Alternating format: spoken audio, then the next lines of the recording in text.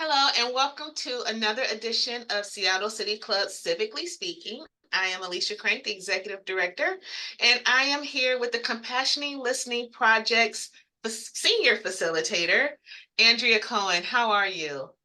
I'm fine. And we are the Compassionate Listening Project, and I've been involved with it since its inception, and I'm happy to be here. I'm very much looking forward to the civic cocktail we're going to do in June around, breaking barriers and communicating across the political divide. But I wanted to have this conversation with you specifically just because of all that's happening right now, literally in this moment. There's a lot of discord on national, global issues right now. We see what's happening on the college campuses across the country. We My question for you, and it's a sizable question, but I wanted to have this conversation because even I, as a civic leader, as a community leader, I don't quite know how to answer the question around what's happening and how to respond to it. And when I Mhm. say that, or how does the average person tell 10-year-old Jimmy who comes home from school and says, "What's happening?" And I don't understand. How Yeah. does the average person in our communities broach these topics in a way that isn't equally polarizing Yeah. or is open to being listened to? Do you know what I mean? Yeah, I do. And I think it's not a simple answer and it's not a simple question. And so often people are afraid to even begin. They may have emotional feelings or not, but people are confused. And we're all confused because what's going on now is complicated. And I think that you would talk to a 10-year-old, as you say, there is conflict. And I don't really totally understand it. And I think when we approach conflict in our own lives and in the world, we have to approach it with curiosity and with an understanding that what's happening depends upon what window you're looking through in this house, because there are many different perspective on what's going on, different motivations for why people are so upset. And without talking to them and listening to them, we'll never understand why people have come together, and not only why they have come together, but what might be needed for us all to work together to come up with some resolution. And what I'm saying here is that you've got things happening on college campuses, but we don't know who's doing what and Right. why. And the same thing, when we talk about Israel and Gaza, it is a complicated situation and Mhm. emotions are high. And without sitting down and listening to understand, as opposed to listening to promote our perspective per se, we have to start by really wanting to understand. And how we do that is we do it with our heads, we do it with our hearts. And so often we have when people sit down to listen to each other, they're listening in order to convince about, convince someone about our perspective, and then believing that our perspective is the correct one. But it never works when you do that. If you're sitting down to listen, then you notice when you go into judgment or when you are triggered by someone's language, Mhm. notice it and come back to your intention. What is your intention here? Is your intention to understand and to find the humanity within the other person? Because we all have everything within us. We have the best and the worst lives inside each and every one of us, I believe.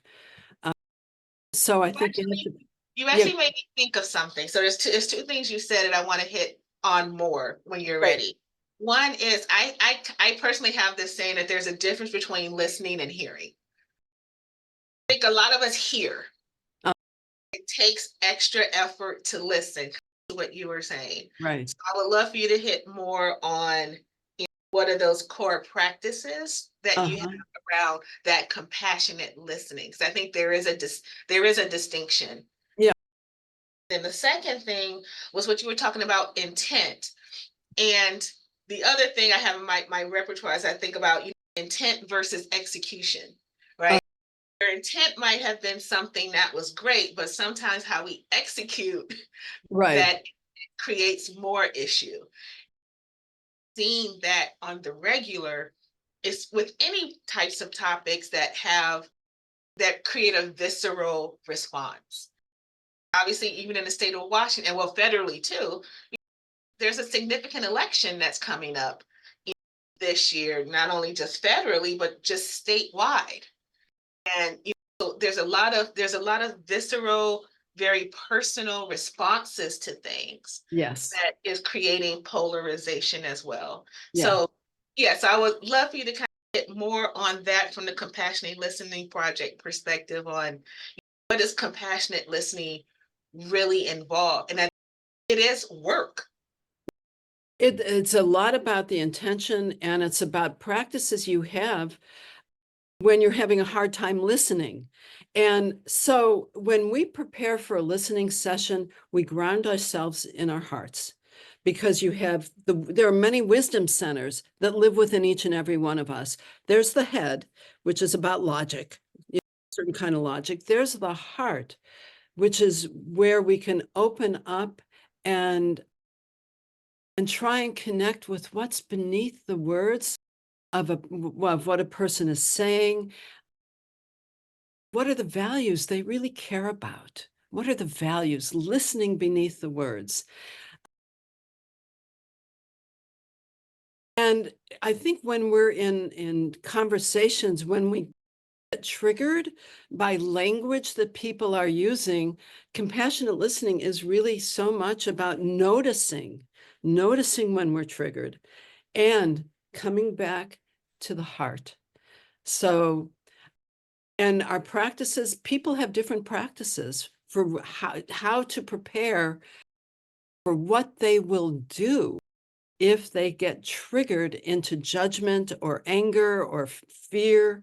It's about coming back down, calming ourselves down, opening our hearts, and remembering our intention, which is to understand and to connect and and that takes a strong intention.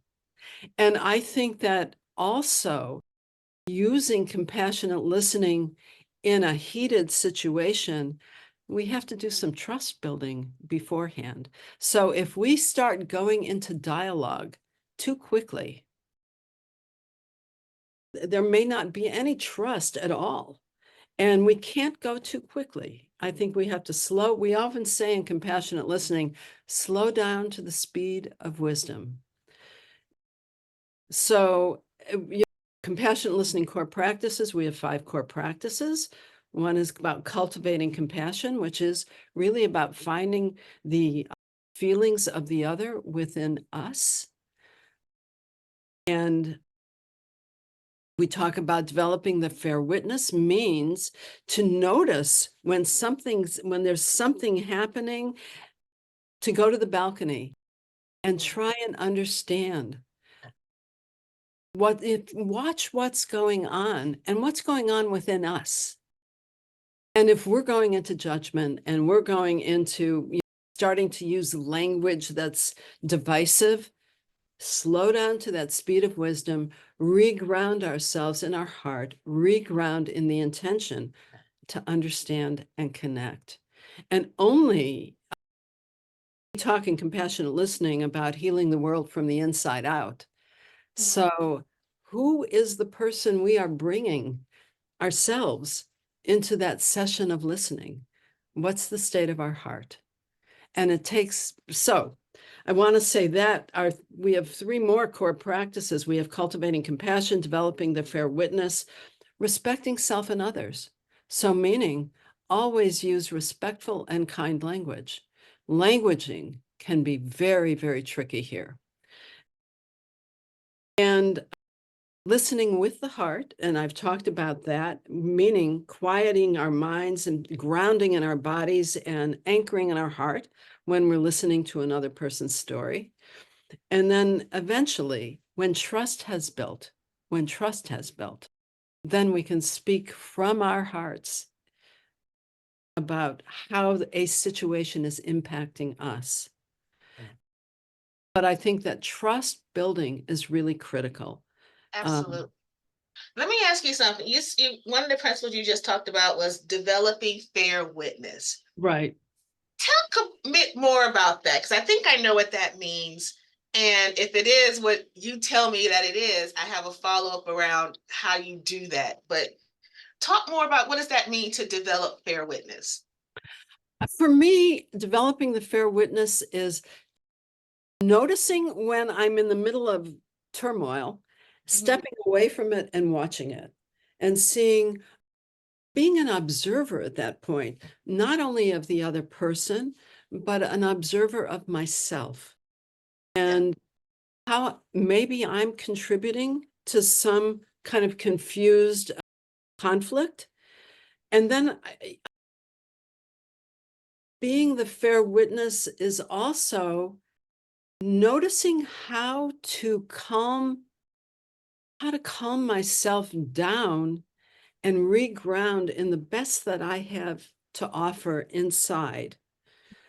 But first I have to see what's going on. And then I need to calm myself down. And then once I'm calm and clear that my intention is to listen and understand and connect, then I can re-engage. So that's all I can say. It was good, and I think I was halfway there with what I thought that meant. And how I do it, people have different ways of calming themselves down. If I feel like I'm off on some unhealthy or unhelpful place, if I touch my hand on my heart, that's a reminder to me to slow down and make sure that my heart is open and that it's open to really understanding and connecting. So, and people have different ways of noticing that. That's just what I do. So I can first recognize that I'm in a place that it's not helping. It's not Yeah. helping me. And then I can say, oh, slow down to the speed of wisdom, re-access this heart, because we don't want our hearts to close, because if they close, there is no hope for peace if Yeah. our hearts are closed. Because if peace comes from understanding, and my belief is that a sustainable peace must have as a basis trust and understanding, then I have to do my work. And my work is to calm down and re-access my heart, calm myself down so that I'm not agitated. Yeah. Because from that place of and people are so agitated now and so edgy. We notice it in the way people are driving and the way we're all ready to start fighting for our position, and we're scared. Beneath all of that, we're scared. Yes. You were talking about the bearing fair wit. I was like, oh, I got half of that. And I can even think for myself personally is that my thing isn't the hand on the heart, but it's more of I take a step back and I don't respond to something right away Uh-huh. because I'm like, let me ponder it a little bit and Yeah, make sure I heard what I heard and then I yeah. want to say what I want to say.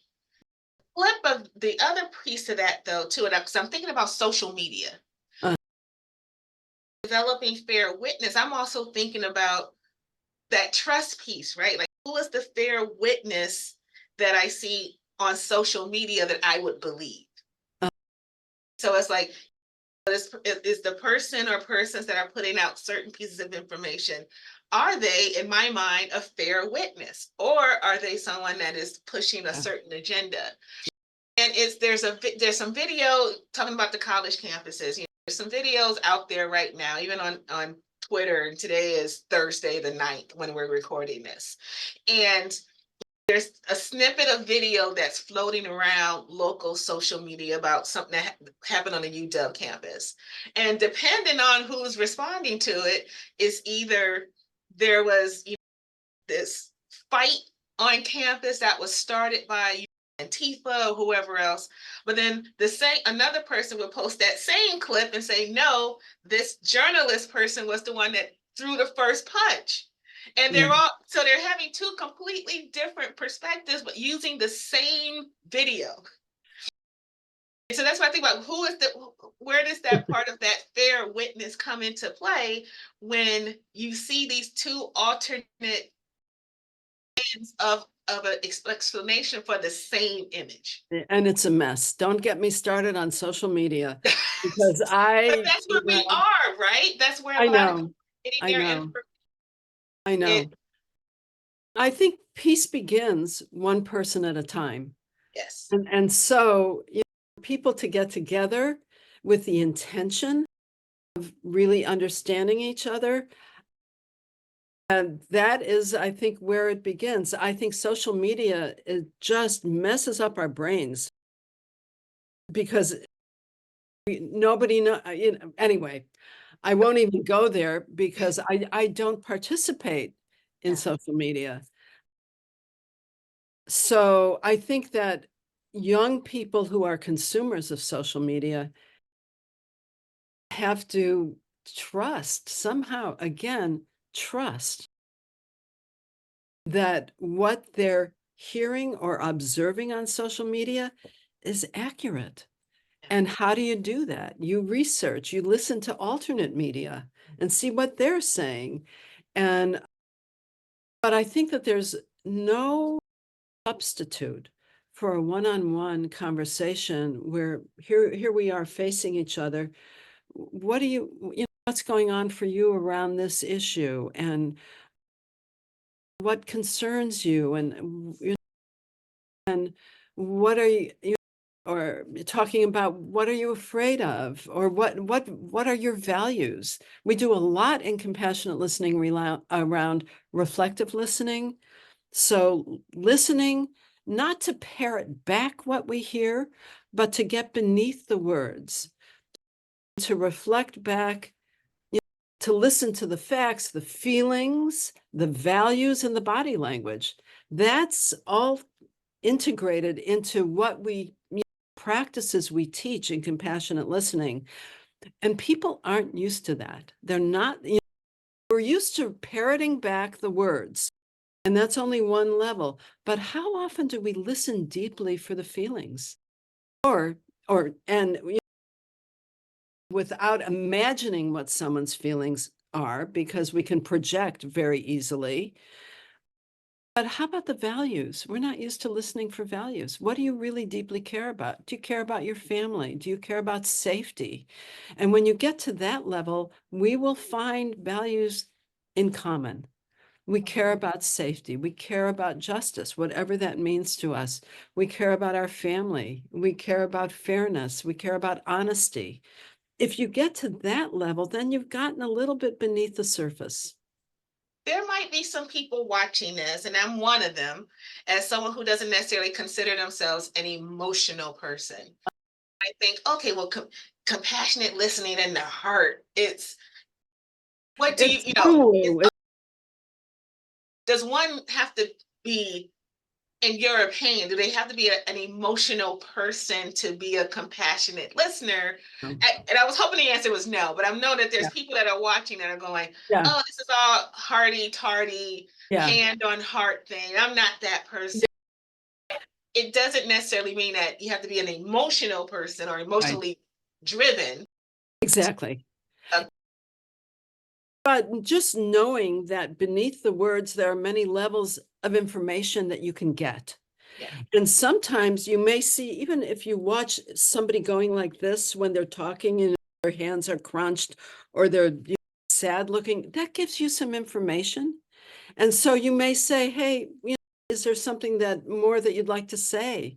It looks like something's really going on beyond or beneath the words. So it's information for us as listeners as to when there might be something worth exploring. And you don't have to say, and in fact, it's not a great idea to say, oh, you look really sad.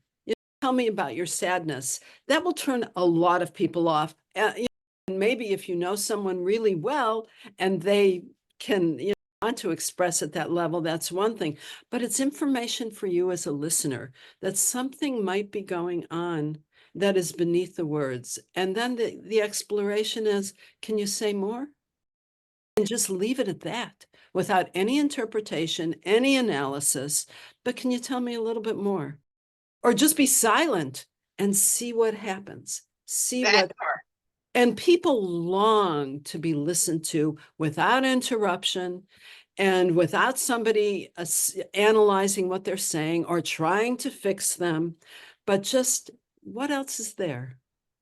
And that's what I love about these kind of conversations. It's just like, we're just going to give you the information and you do with it what you will. Hopefully it's something good.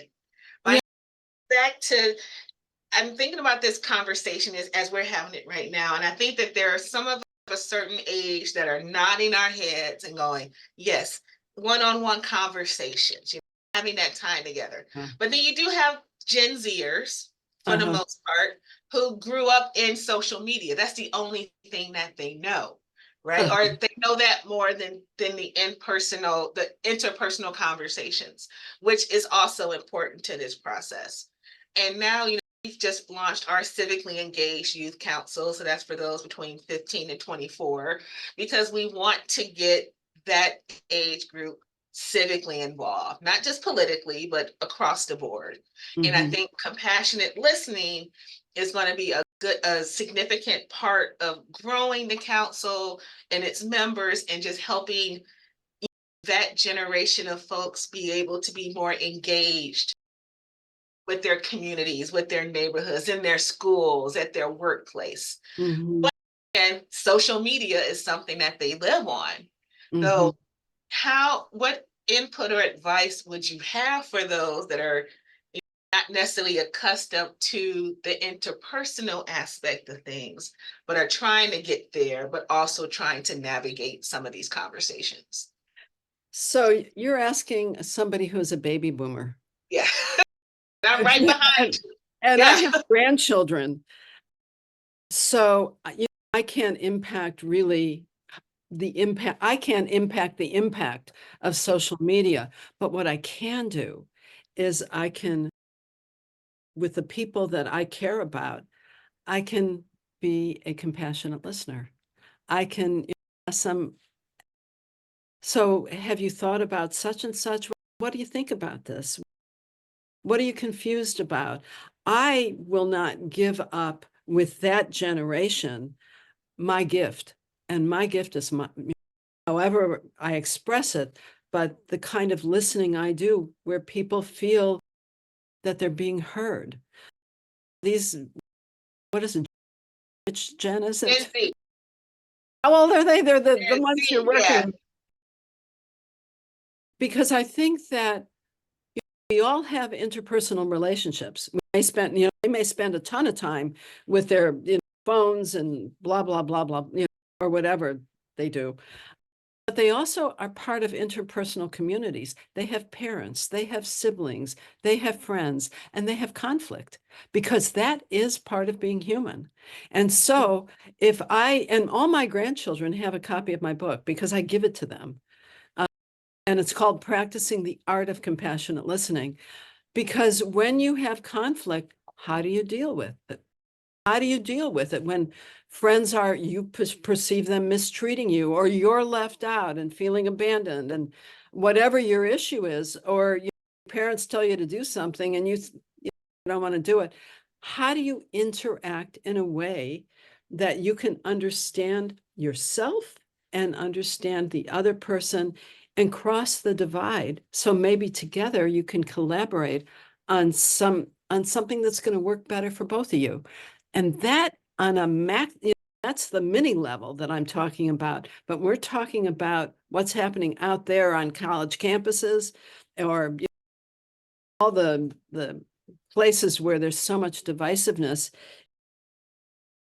It is the same skills and the same commitment that's needed.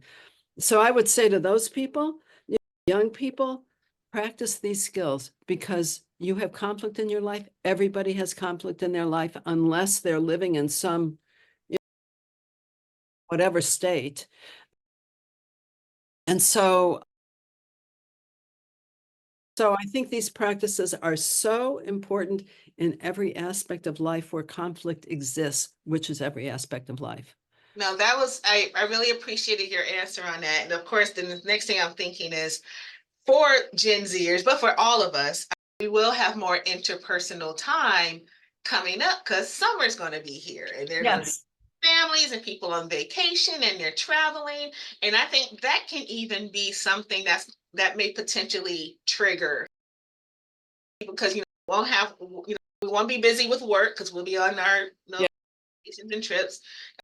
Some people won't be in school or they'll also be on some kind of break that Right. they're going to have to start spending some time with people in different places. And so I think that this is something that's going to be, I think, ongoing for a while as far as the level of stress. And it's not just Gen Zers who are avoiding connecting.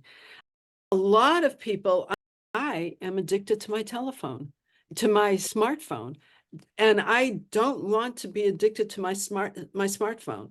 So I think we who are a little older and have people that we want to interact with, it's up to us to say, please, I want to connect with you. Help me. Because I want to know what's going on. How are you thinking about things? So I think summertime is a great opportunity for families to be together. There are always opportunities to bring the skills of compassionate listening to bear because people are hungering for being understood, but they don't know how to get there. And when they're listened to without interruption and with people really listening beneath to what is really mattering and they care, that's a huge energetic component that helps people feel seen and heard. And from there, you can have perhaps at some point more difficult conversations. Thank you for that. I was also thinking too, as we wrap up, I was like, it's for me at least part of that compassionate slash active listening is that I don't always have to have a response. Oh, no. In fact, And just take it in, whether you have a response later or just not at all. I think we've become a society that feels like we have to have the last word or fit this thing in no yeah, matter what. we're not very comfortable with space and silence. And that is such a gift. And when we do our workshops in compassionate listening, at least I always say, less is more. You don't need to fill the space because in that space, the person you're listening to has the opportunity to self-reflect and see, is there anything else that they would like to say? And people have varying levels of comfort with these practices because of our habits. But I wanted to say one thing about, you had mentioned about intention versus execution. Yes. And then I would add execution and impact. And people are often concerned about, well, I didn't mean to say that, or I didn't mean to cause a problem. And it's kind of this balancing act because there's intention, there's what we're hoping for, then there's how we say it, and we may use language that's pretty triggering or whatever. And then there's how it lands on the other person. And sometimes there's no way of our knowing how it's going to land until we see maybe their body language or they get angry. And then you can explore that. So what just happened? And if I didn't really, and then you can verbalize, I didn't intend for that. I'm really sorry if it was impact that was painful, or whatever. I'm not saying you just throw out apology just because people are used to saying, I'm sorry, I'm sorry, I'm sorry, but not necessarily thinking about Yes. about it at a deeper level. So again, I think there are three things. There's your intention, There's the execution, which is your responsibility, how you say it. And then there's the impact, which is you don't know what someone else's childhood is like. You don't know how it's going to land on them. And so it's like everything else. It can be complicated, and just be present. You need to be present and then see what's a wise response. Wise. That's what we're all after, is wise responses, not. Andrea, thank you so much for this conversation. It's making me more anxious for our June 5th civic cocktail, where we're going to talk about this on a larger scale. So thank you so much. And always try to have some kind of solutions-based conversations with these. So what I want to leave off with is there anything happening at the Compassionate Learning Project that you want people to know about? Is there something upcoming that So anyone can know more about or participate in? So we have a very rich website. It's called www.compassionatelistening.org. And we have all kinds of workshops listed on there. And we sometimes give scholarships, and have a wonderful blog on the Compassionate Listening website. I think it's a new, and then we have newsletters. It's a very rich website that is filled with, we used to do delegations. They're not happening now. We used to do annual delegations to the Middle East. Those are not happening. So I would recommend that people just explore what's available on the Compassionate Listening website. This is my book, Practicing the Art of Compassionate Listening. It's also available, in form and, Amazon, however, but it's all there on the Compassionate Listening website. We have a couple of film clips, and I would highly recommend that people just look at what's available and then participate. It calls to you. I think it's critical stuff right now. Well, thank you so much. Actually, all of what you just shared, as will be in our resource guide that we create for our civic cocktails, which will be available to the public when it's ready. So thank you so much for that. And again, on behalf of Seattle City Club, thank you so much for carving out time to have this conversation with me. And I will see you next month. Okay, and it's been a pleasure meeting with you and talking about something that I love. Thank you so much. So thank you everyone for watching, and stay tuned for our next Civically Speaking. Take care. Okay, bye-bye. Stop recording. Yeah. Okay.